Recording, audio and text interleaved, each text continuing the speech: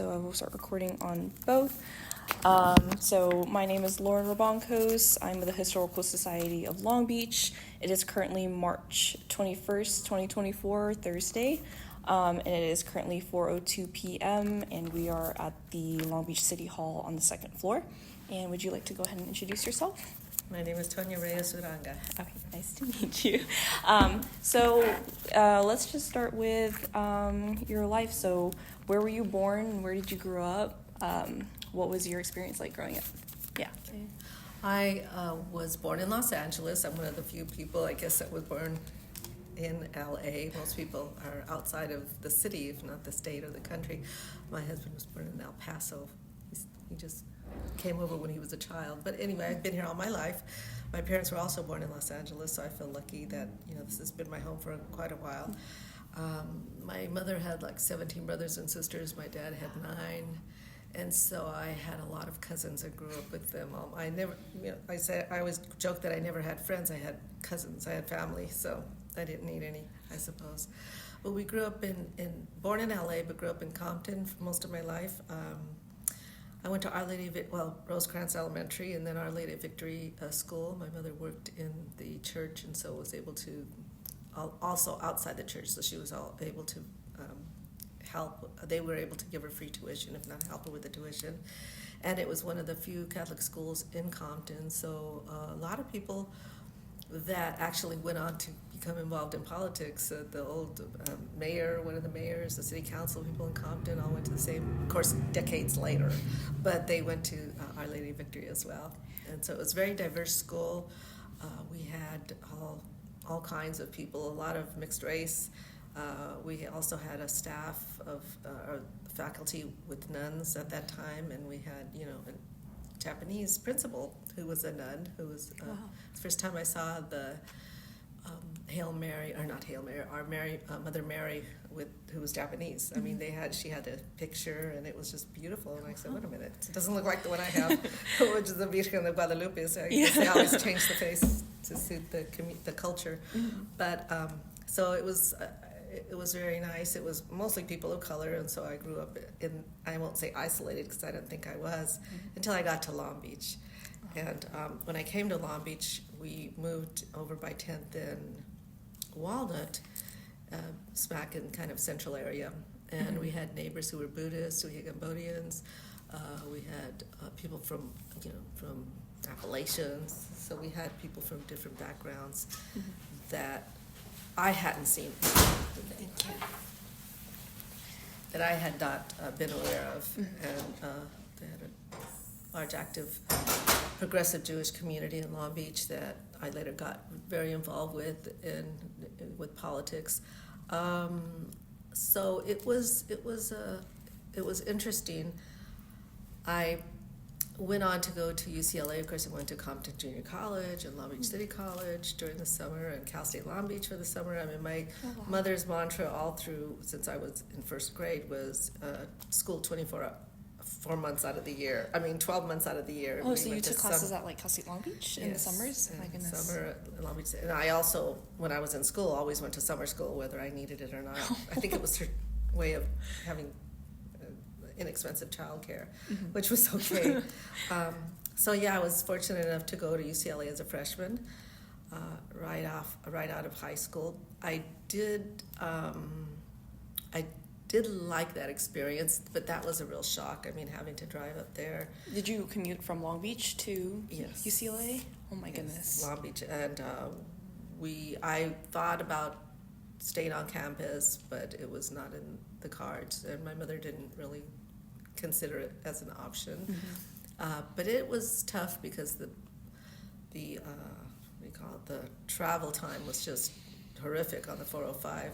And again, I had 3 cousins that I drove up with, and I remember one time it was during the orientation. We were all freshmen, same class. Oh, they all attended too? Yeah. With you? And oh, so nice. I was 3 of us in a car, all girls, and we a month apart.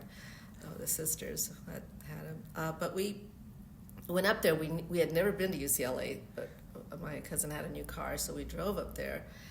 And they said, just go towards the ocean. You'll see it. There'll be signs. And so when we got to, I'm not sure what freeway, was it the Marina Freeway? We turned where it said the Santa Monica Beach. Mm-hmm. So we went that way instead of going to The other UCLA. way. So we missed our orientation totally because we went towards the beach like they said. So it was unfortunate. But I had a good run at UCLA. It kind of opened my eyes. That's where I started a lot of my activism.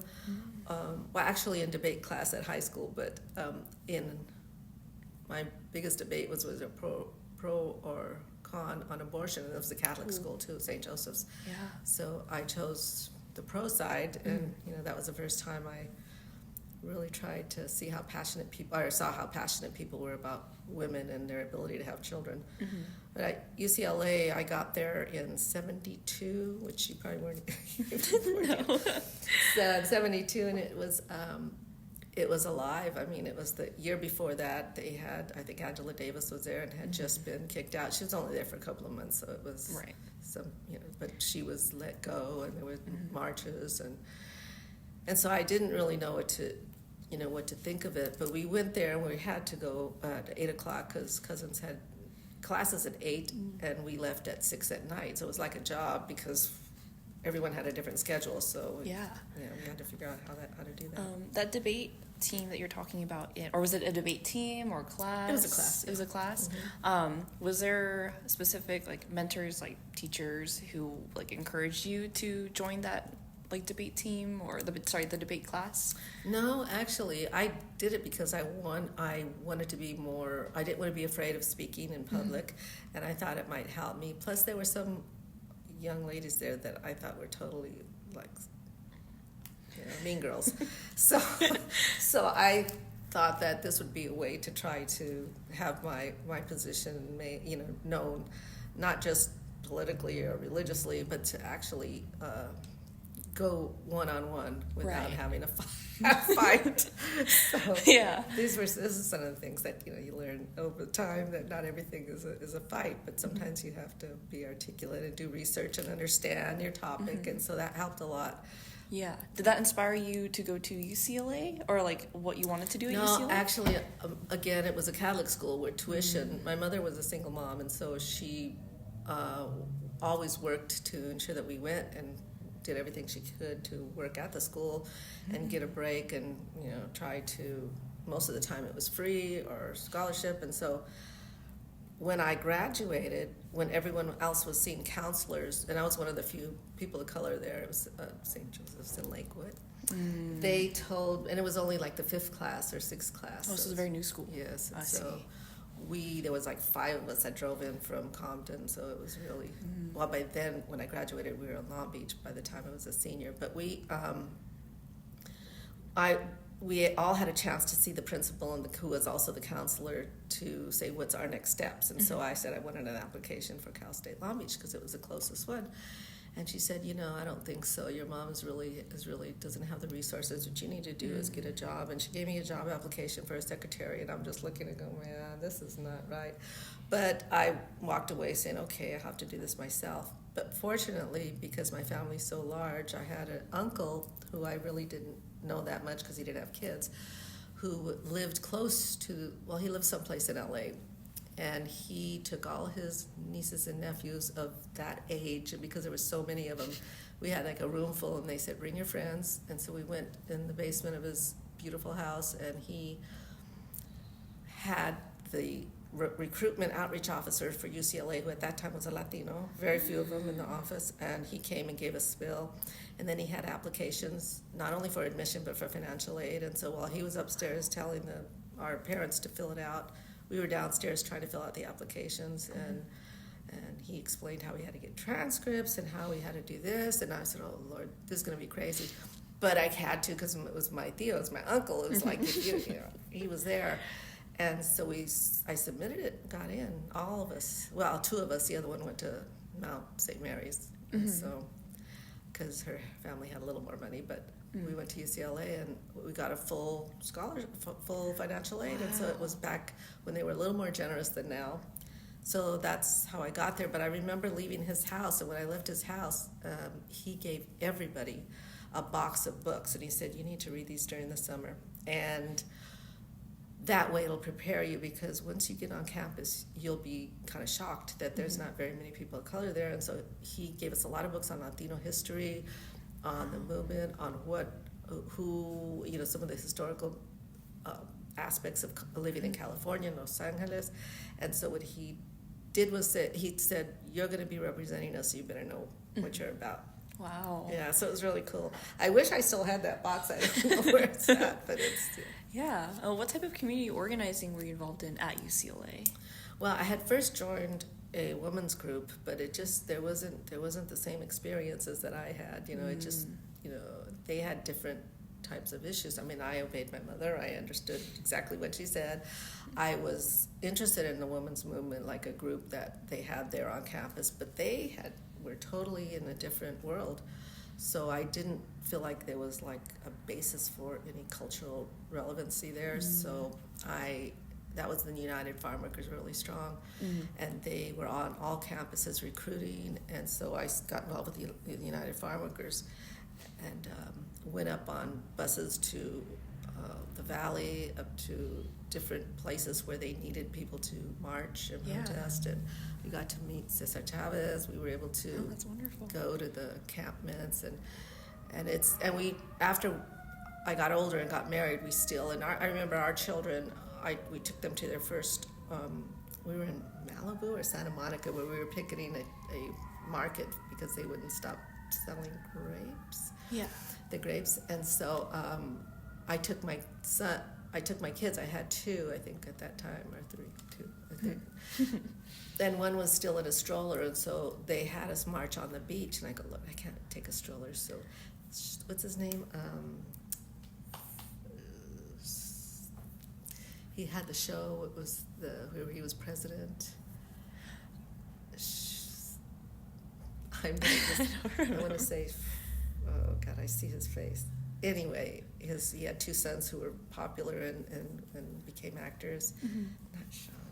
Anyway, he was an actor, and I was like, oh my God, he even signed my picket sign. Oh, really? And he helped carry the stroller, my stroller, and I was like so jazzed. I said, man, I'm used to going to the ones in LA or down to Long Beach where you don't see these people. So it was really exciting to see that there were other people that cared about what we were fighting for. And even though I didn't have farm workers in the family, my mother and dad did go to what they called the piscas, and so sometimes during the summertime they would go pick walnuts or almonds or whatever, and they'd come back with their hands all black from picking the shells and whatnot.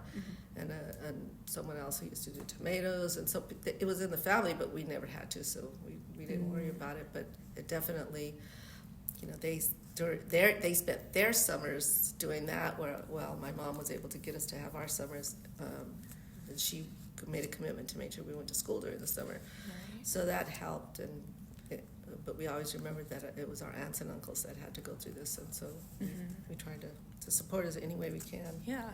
So did your involvement with United Farm Workers kind of inspire you to continue to be a part of community organizing? Or? Yeah, it did, because I think it was more than just, it was a labor movement. It wasn't, but it was a labor movement that went beyond just laborers, and it was a multicultural, very people of color. They had, I think, the first few that really were that had really initially sacrificed their lives. It was I don't know if it's a Persian or an Indian. There was another one that was some were Filipinos. It was Filipino, that's what I was going to say, Yeah. yes. And so there was so many cultures that were involved. It wasn't just a Latino thing. It was a worker thing. And so people forget and think that Cesar Chavez was a leader for the Latino community. Well, he was a labor leader first.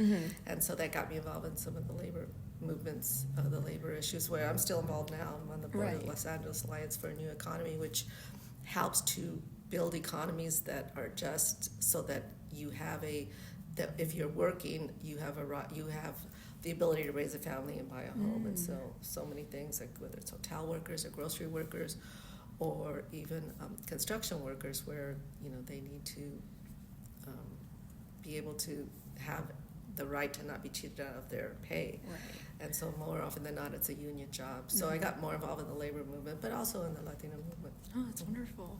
How did you eventually start wanting to have a political career? Or like, was it from being part of those labor movements, or when did you? A little bit of that, but I know when I was, and the Historical Society is going to be having that Juan Tawada exhibit. Yes. And so when I graduated from high school and went into UCLA that summer, my mom dragged me over to the Centro on Anaheim in Long Beach, Centro de la Raza, and said, this girl needs a job. And so I was a summer youth employee. And it was like a lot of the federally funded poverty programs in those days, they had strong and vibrant summer youth programs where young people would be put in schools, sometimes in businesses, but for the most part nonprofits and political and in public institutions to help.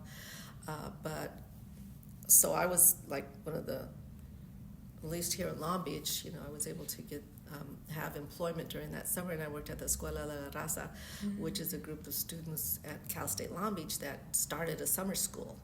And so I had not a lot of background, and I thought I was, I'm going to UCLA, so they put me in the kitchen.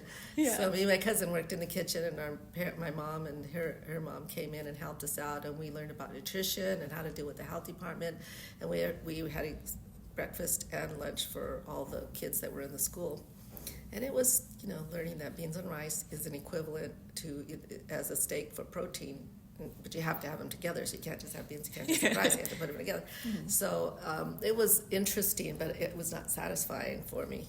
I didn't want to be in the kitchen, although everyone would come in there, and I'd meet a lot of people because everyone was hungry, so it's a good way to meet, guys. But so I decided, as I met more and more people, I never really I went to an all-girls school. I was like always kind of, because my mother was a single mom, she kept me, very, I don't want to say closed, but so what I did was I got together with someone else who was a Cal State student, and we started a women's history class and also a Chicano studies class. So we know that for the older kids, because it wasn't just math, English, and Spanish or whatever, dancing, folklorico, and music, but we wanted them to know, like, that was a time in the 70s, the early 70s, where things were happening. And so we wanted them to know the history of the women's movement, or Latin, the history of the Chicano culture, and why, when they read the paper or see the news, that these things are happening. Yeah. So it was, I don't know if we were that good, but I think, I think we tried really hard, and it was really exciting. That's wonderful. So what was the first political leadership position that you were in, or how did you get there? Well, I started with a very conservative organization. Actually, it's not that conservative. It's LULAC, League of United Latin American Citizens.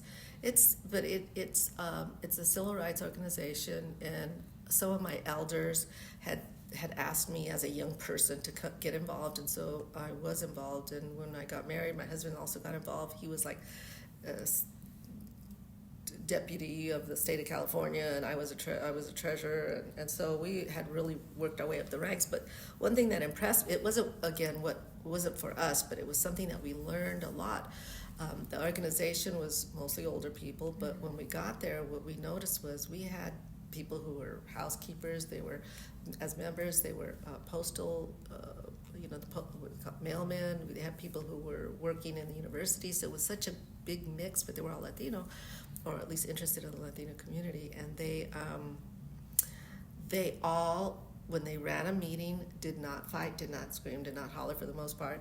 And they learned Robert's Rules of Orders, how to conduct a meeting. And so that's when I first started learning how to use Robert's Rules of Order for your own benefit. Mm-hmm. And so if you knew the rules, you can stop someone, you can do what is that called? A substitute motion. You could do all these things that can kind of, and if people didn't know what you were doing, you could just get rid of their topic and nothing. I move to move and file this, just file it away, and it never comes back. And so I was really interested that they were able to do this. Like, oh my God, he looks like my Theo, and he's doing all this fancy stuff. So I read up on it. It was fantastic, and it really served me well when I was in council, because we have people that come from different backgrounds on the council. But they may have never been elected officials before, so I was always able to do what I did there. And I remember Ray Gablett, she was my partner at one point, that she represented the 8th district, I represented the 7th, and she goes, "You're so fast." When I left, I gave her my copy of the Robert's Rules of Order and told her, "You need to learn this," and I had it outlined, and she goes, "You can't do that." I go, "Yes, I can." And I have to refer to the city attorney. Yeah. She goes, "Yes, she's right." So what was your experience like running for council member for District 7 at the time? Well, as I got older and was out of school and was working, I started getting involved in the community and worked on.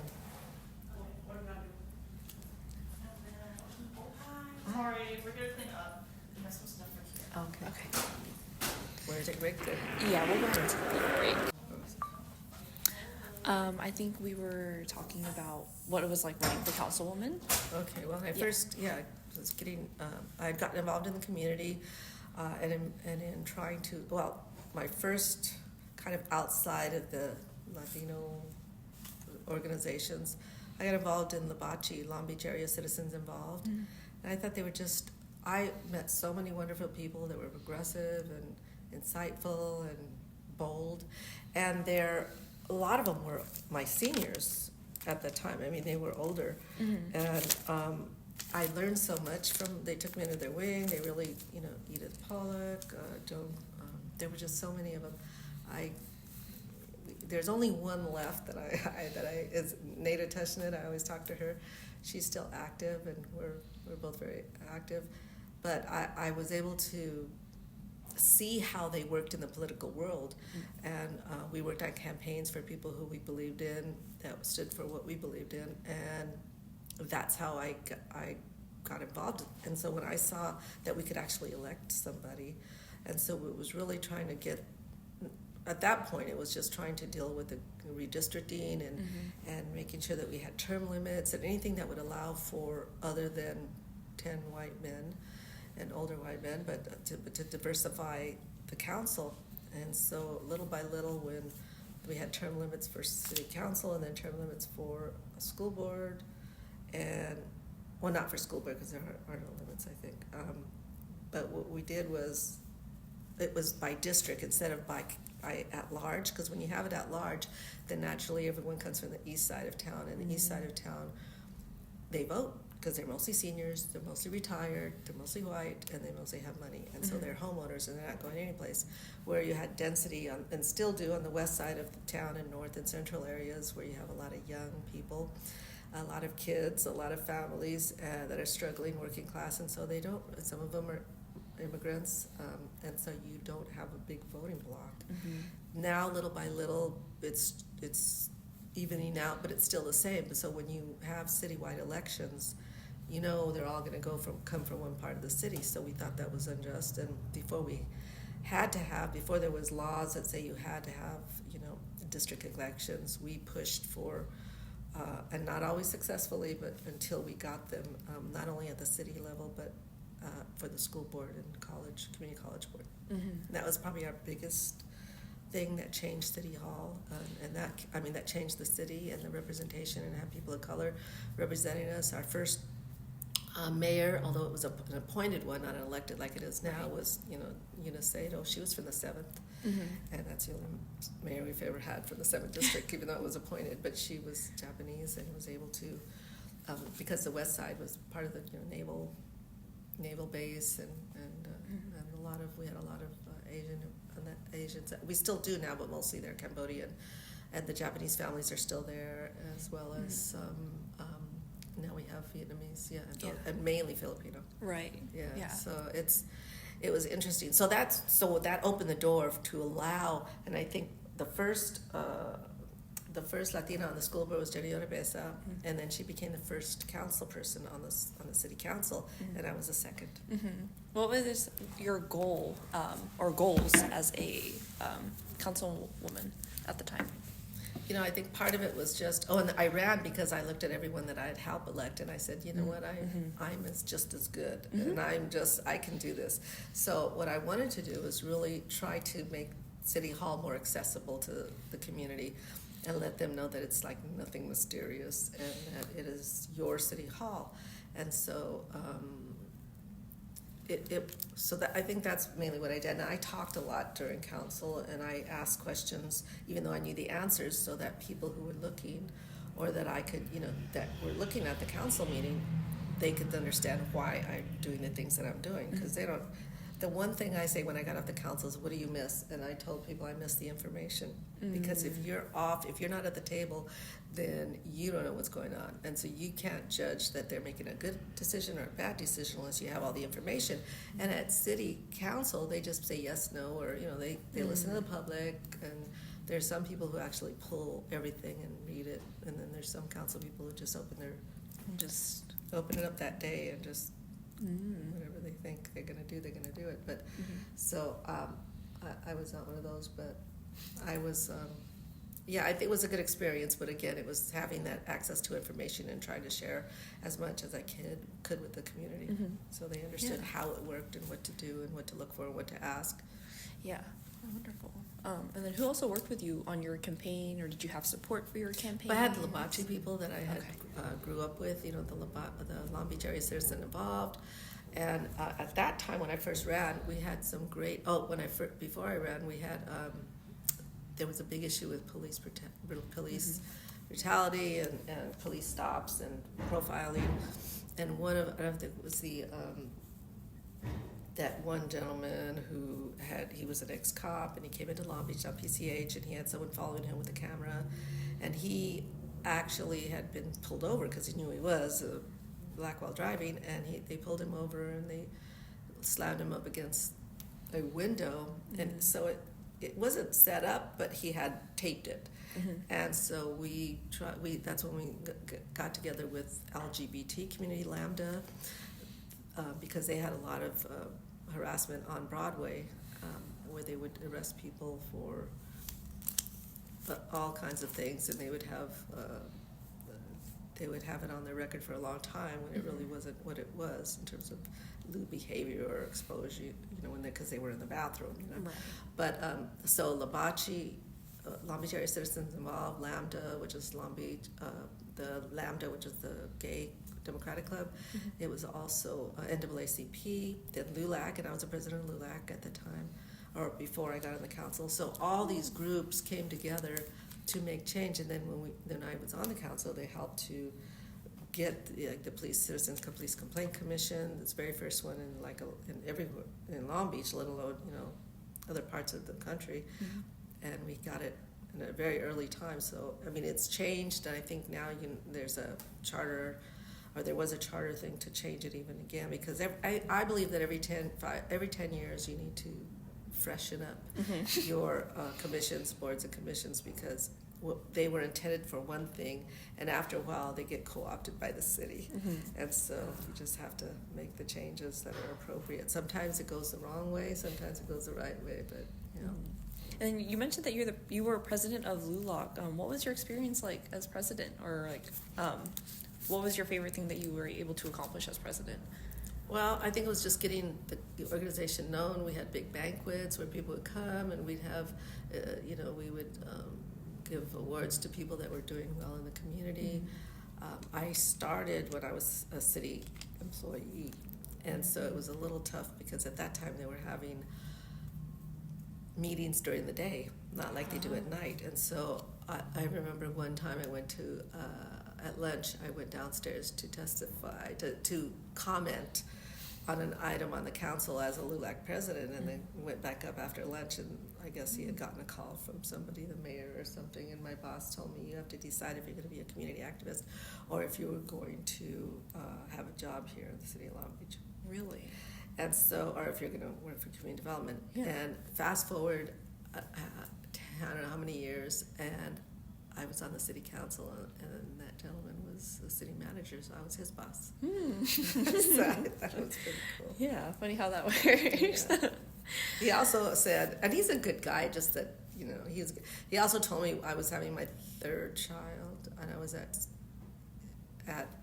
in my cubicle, and my water broke, and I couldn't find him, and so I told the secretary, tell him I have to go. I'm going to the doctor. My husband was also a city employee, and so I said, I have to go to the hospital. So I'm going to take the car. If my husband calls, I can't get a hold of him, tell him I got the car. So I just went home. I went to the elevator, and I went home, and I called from the hospital to make sure, because I'm not one to just walk off the job. Yeah. And the secretary said, oh, yeah, he knows. He wanted to know if you were coming back today. So I told that story when he became city manager, and he was so embarrassed. Oh, no. But I said, yeah, well, you've come a long way, I guess, and so have I. Yeah. Were there challenges with having a family and being active in politics? I think local that politics? there always is for women. Women, it's harder to get elected than men. It's harder to prove yourself.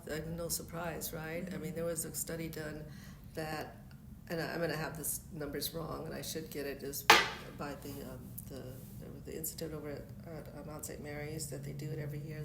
They said that, I think, that of the the population in California, that there was a good solid 9% that would never, maybe it was more, that would never support a woman, never vote for a woman.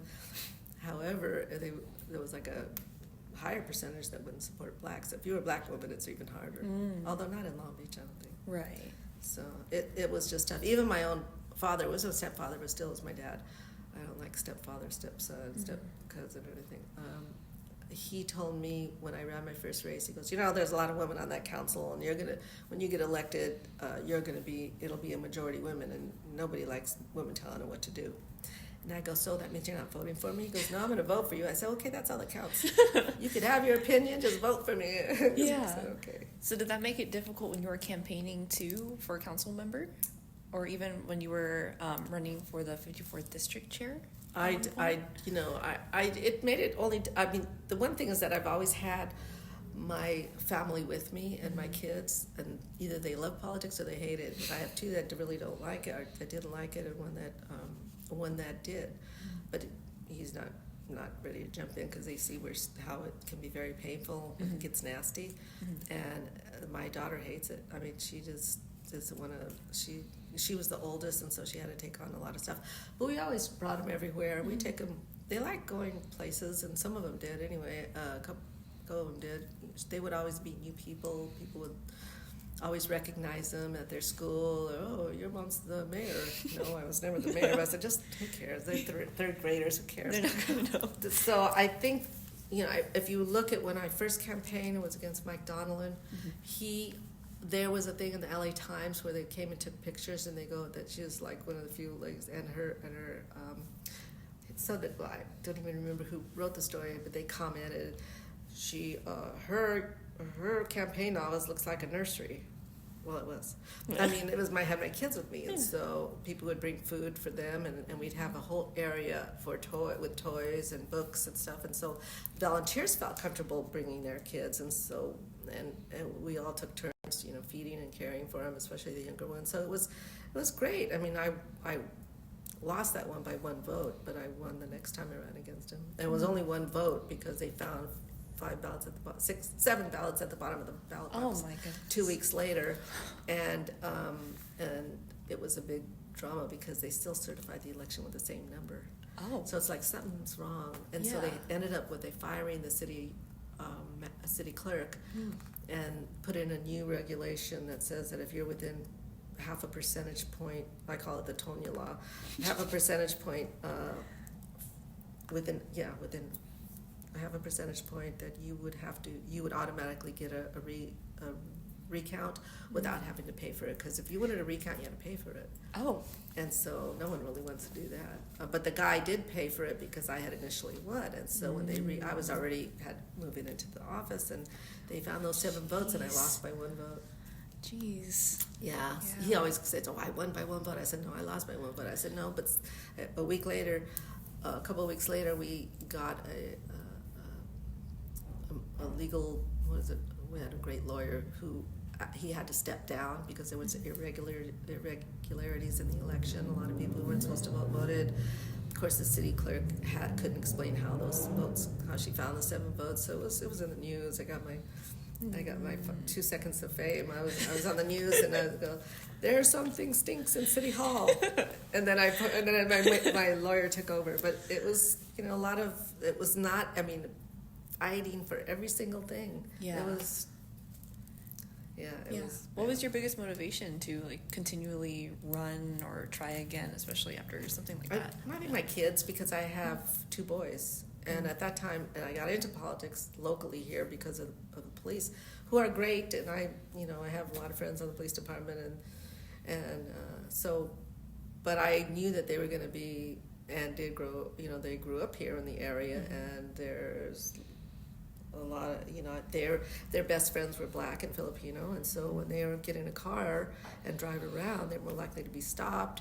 That boys do stupid things, and so I just was so scared for them, afraid for them, that I said, if I know the city manager, if I know the chief of police, then at least I have a little bit of a chance.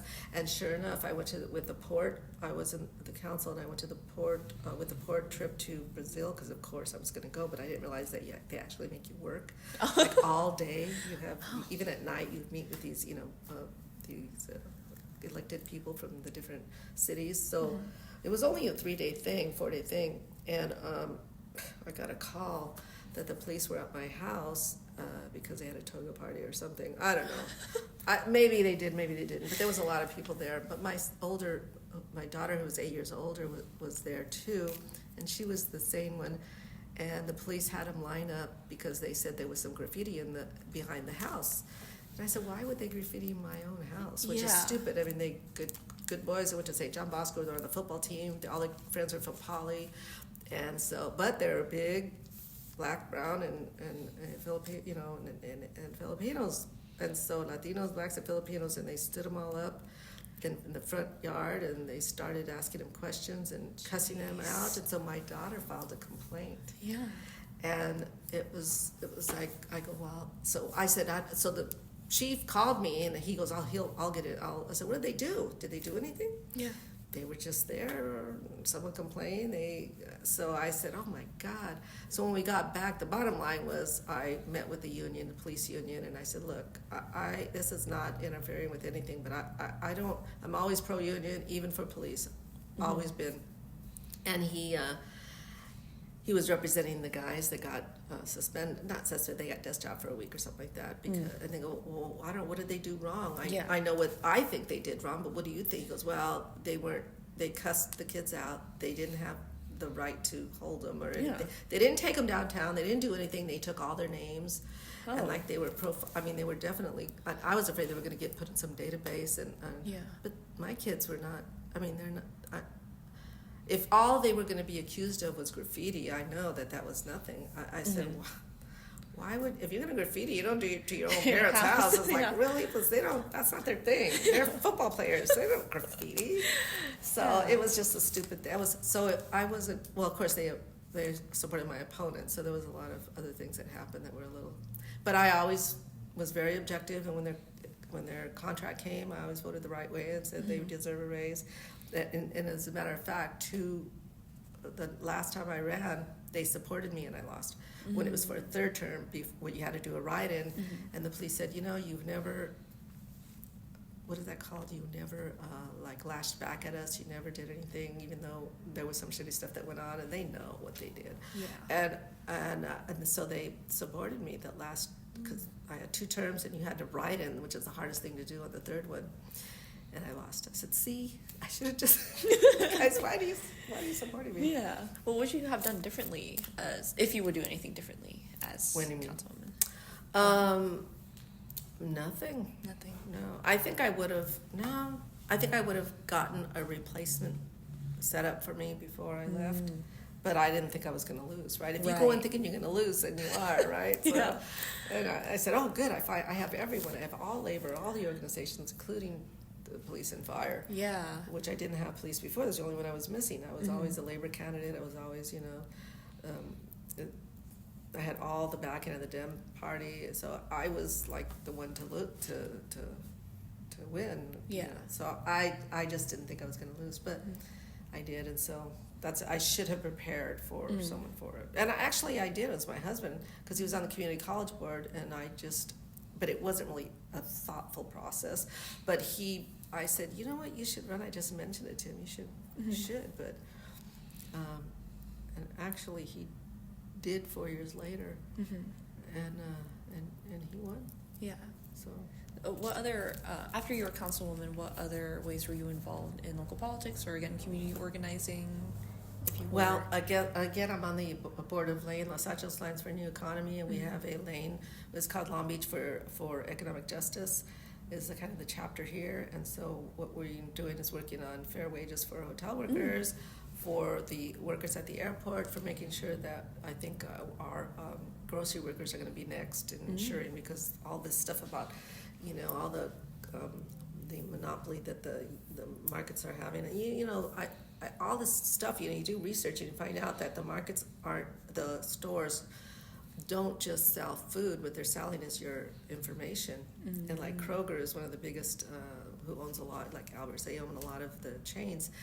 They are the biggest information distributor, so they know, because you use your ATM cards, so they know our buying habits, they know where we live, Even like your phone number, our zip code, so they know everything. So that's like invaluable to people who are selling stuff. I mean, so that's their number one commodity is information. And so I'm involved in that, but also in trying to keep things fair, which is why I was involved in redistricting this last time out. We used to do it every 10 years, but in Long Beach we used to do it with a 5-year adjustment because it would change so quickly with the migration patterns and how we are at one point our Latino community blew up, then our Asian community blew up.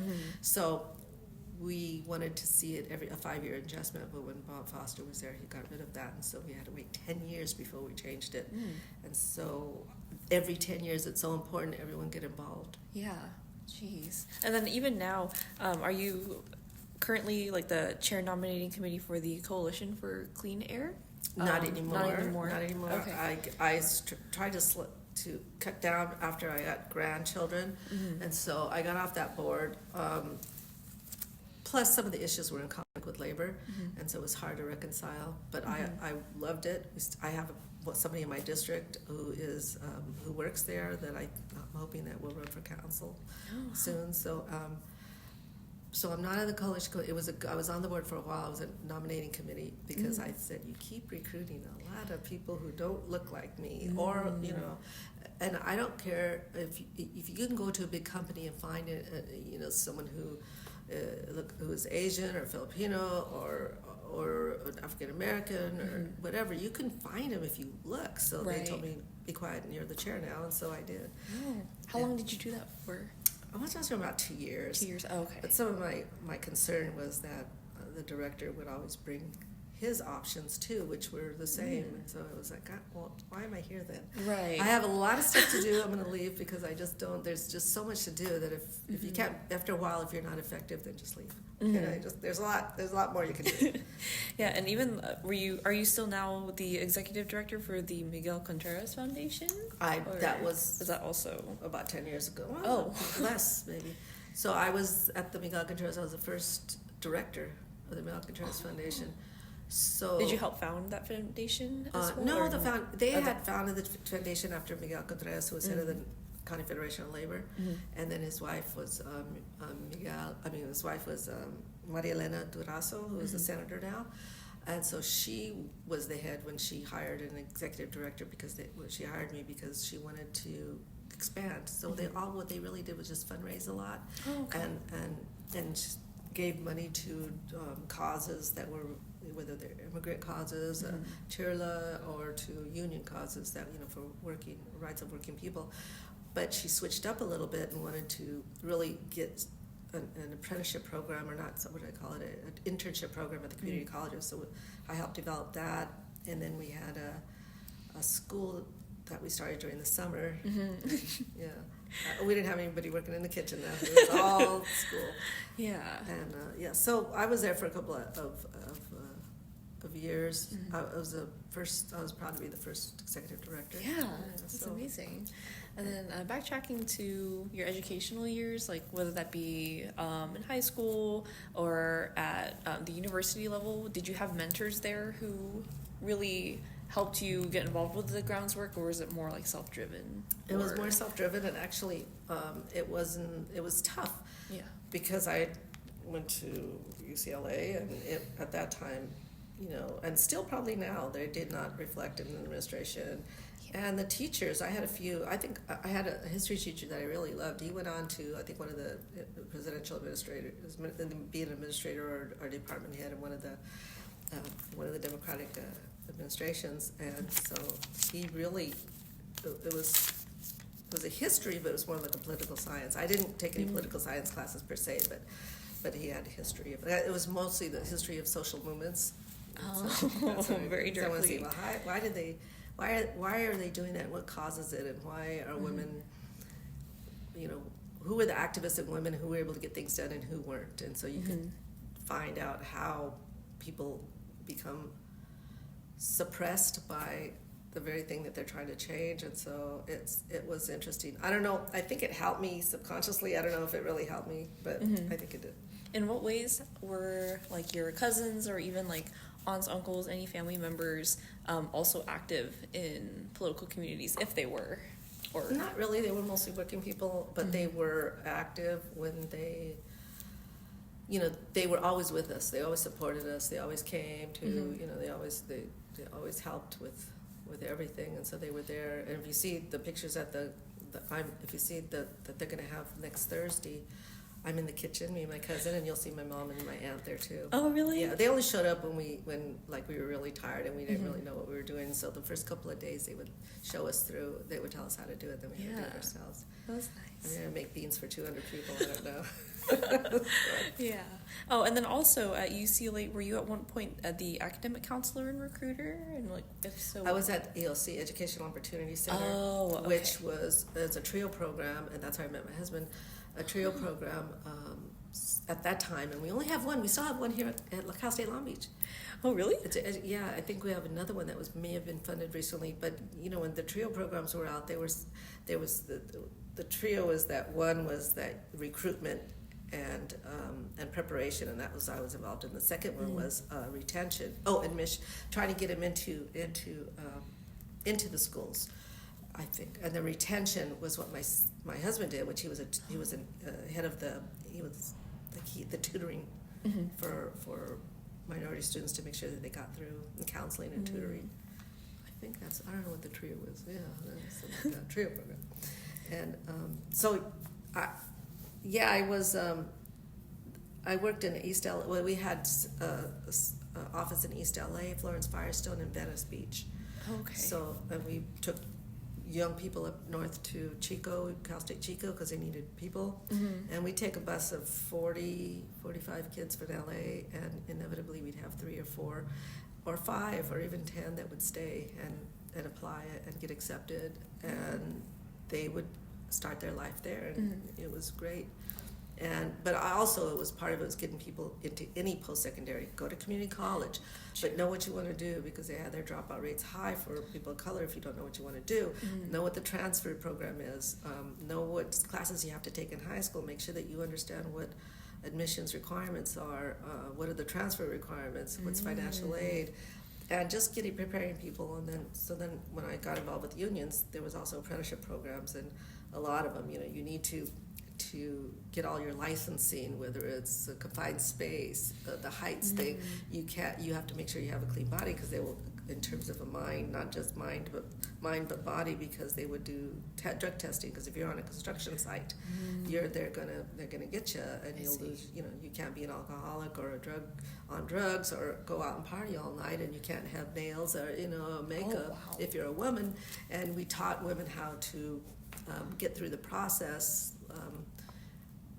We carry our babies on our hips, and the men carry like this, but it makes us off balance because we have boobs. Yeah. So there's a way to carry a lot of stuff when you're a plumber or in the construction site, and you don't, and how not to take any crap from the guys. And so it was I started it with Linda Sanchez, who's still in Congress, and she was head of the Orange County Federation of Labor, and so I was head of the of a one-stop set, 4 one-stop centers in West Orange County. And we had our first youth cafe, which is like the one they have right here in Willow, which is Forward, Long Beach Forward. Mm-hmm. Anyway, we went to the trades and said, we have an idea, this is what we want to do. And we got funded through the Department of Labor. And half of those people, men, walked out. They just got up and walked out. After you said that? No, because we wanted to start increasing their numbers of women in the apprenticeship programs. Oh. It was like, I was like, are you freaking kidding me? You're gonna not even listen? Yeah. So, but little by little, and even though, we never met our goal, I'm proud that we went to the workforce centers and said, you have to get with these unions and let them know. And the only thing that really changed them is that in the past, if you're a plumber, then your son will be a plumber. If you're a carpenter, your sons will be a carpenter. I mean, it was more family, like the Masons, Mm-hmm. So it was down generational. Well, with young people now, they have computers. They understand what they're doing. It opens up the whole world. They don't have to be what their father was, and so decline. They couldn't replace themselves, and as they got older, they had to look elsewhere. And so the places they looked were prisons, so it's in the military, and they looked at women. Weird that we have to be with women and with the prisoners. Oh yeah, these people. These are leftovers. Let's take them. Yeah. And that's how that's the only way they really addressed. So they have a helmet to hats to hard hats program, which takes them from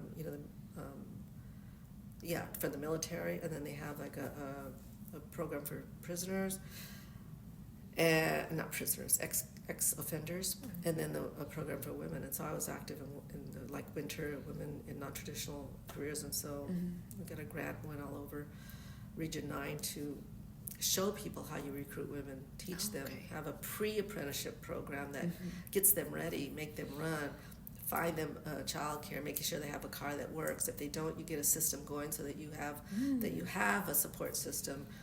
Construction was the best jobs for many of them because they go in at 6 and get out at 2. Your kids are done by then, right? Oh yeah, they're from school. Yeah, so they will meet them after school. You just have to coordinate or rotate or get someone to pick them up and take them in the morning. And the proudest thing I ever had was I was in the city of Garden Grove. They had their first all-women team in public works. Wonderful. Yeah. What year when was that? Gosh, I don't know. I have it somewhere, but it was for Orange County. It was great. They had them doing out in the streets. I mean, actually, they were doing surveys. They were surveying. They were doing.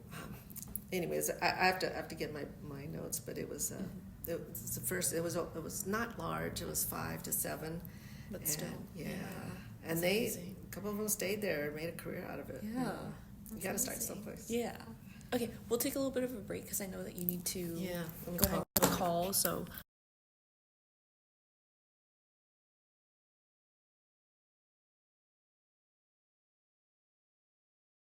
People like the first port commissioner, the first city manager that were Latino, the first council person, and my husband was the first on the community college board, Latino. So I wanted to do it, so I interviewed a lot of people, but I didn't know what I was doing. You're doing something, Yeah. And I also had some film.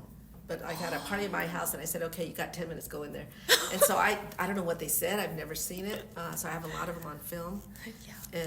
And then I also Palacio, they used to do a lot of the interviews. Oh yes. Yeah, so there's some there. But I have some stuff that I started doing. So I wanted to talk to I know you're not involved, but to the Historical Society about doing like a Latino History Month or Latino, whatever they call it, is to have a reception of while there's some of them are still alive, is that of all the firsts in Latino history in Long Beach that built Long Beach in the last 50 years, 60 years. And so I've interviewed almost all of them. I was able to, because I got my notes, and I was able to but some of them are still alive, but as I was doing it, 2 of them passed away, so I was like, oh man, we got to get this done. But that's one. The second thing is Labachi, Long Beach Area Citizens Involved. They were probably the force that really changed Long Beach, and there's still a lot of them that, like Alan Lowenthal, who just retired from Congress. He was our first success, our first progressive on the council. And so, he helped with all, so we wanted to do something with we have like boxes and boxes of Labachi stuff. Oh, goodness. So, and they're the ones that did, with the help with the community commission, getting district elections. So I need to see if we can do something with that too. Hello? My husband's amazing. And most of the time, I had to teach him how to say yes. But that's okay. Yeah. Oh, so just one wrap-up question would be like, what's your life now after, or what's your life after leaving the council? That can include now too. Like, are you still I know you've already mentioned a few ways that you're still involved in the community, but if you would like to like highlight certain things that you're still a part of, or working on like that one project that you're talking about. Yeah, well, that's something that's been on the back burner for a while, but I've been wanting to put it forth, and now that I understand that there may be some help somewhere, maybe we could do that. So I've always wanted to do that because we had the paper, and I'd love to show that there was Latino press in Long Beach, although it was really not that good, but it was still there. The other thing is working on getting more Latinos on the council. We've had 3 African Americans when they're like 10-15% of the population, and Latinos are 40%, and I was real active in helping Asuli get elected because I thought we needed Asian representation, and as Cambodian, I thought it was, at first I wasn't sure, and I said, you know what, she's a woman, and we got to do this. Yeah. So I just, because I didn't know her, but she turned out to be really good, but I was behind her 100% because, so getting and keeping representation on the council and on the because they appoint the commissioners, they make sure that people get involved, and sometimes it goes forward and then back, and back. So that's something I'm doing. I'm trying to find someone to run when my husband retires in 2 years because his term's up. So I'm looking for that. But also on this again, Lane, they're doing trying to build up the Long Beach for.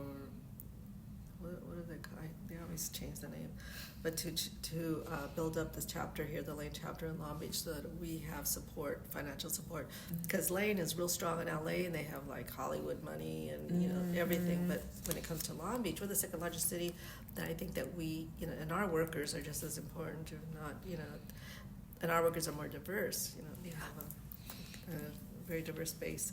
So it keeps me busy. But my grandchildren right now, my son passed 2 years ago, and so it put a stop to everything. And so now I'm like, I talk and pray a lot, and he told me, just don't be so negative or sad. Just get out there, go back to what you were doing. Like, I'm okay. So it helped me a lot, and I'm trying to get back to what I was doing. Yeah. Oh, so I have a lot on my plate, and I'd like to see more. I'd like to see the supervisor race, that's up, and just to make sure that we have people still in politics that are community based.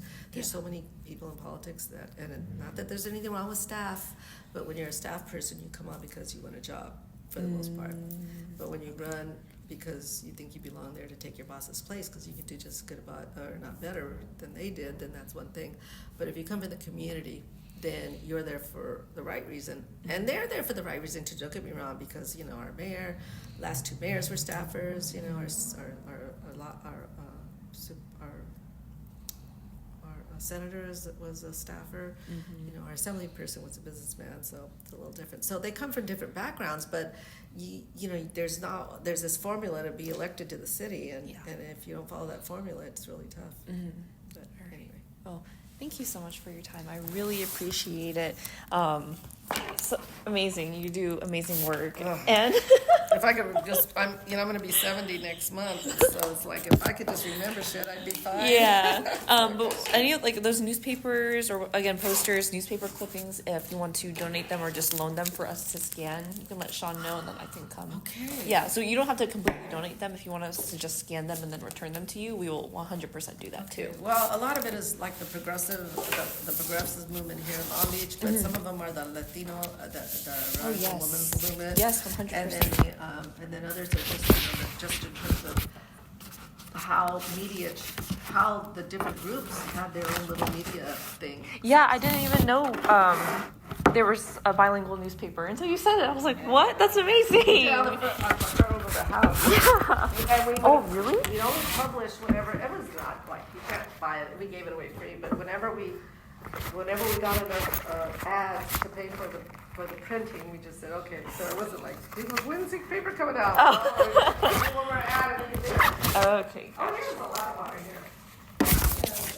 Did you want this? Did you guys want this folder back, or do you know if it's Oh, for okay, sure? yeah. Okay, there's pens inside of it too. Just let me know who can use it. Yeah. Oh my goodness, I was looking for folders. What grade? Oh my gosh! How exciting for him! I dropped him off this morning and I dropped him off in the kindergarten building and he got mad and I go, well, Grandma has to drop you off here, I don't know. Aw. Oh, they keep me alive. Yeah. You know, it's been a couple of years, but now, you know, I'm trying to slowly get back into it. And I have to help me as I have a support group of about, usually we have it about 10 when we get together. We meet every other. Yeah. And we don't do anything but just talk. And if we decide to get into something, we'll talk about, or we'll talk politics, we'll do, and they just, this is great. Because they, I'm spending too much time at the hospital. My husband had a stroke, my son, and I said, okay, you gotta leave. That's not your life. Yeah. Well, why do you have a support group? That's really So that's my friends, they bought me a ticket for the day, so I the thing to that. Like, get out. Let's go. I don't know what it's about. There's wine and wine. Okay. Yeah.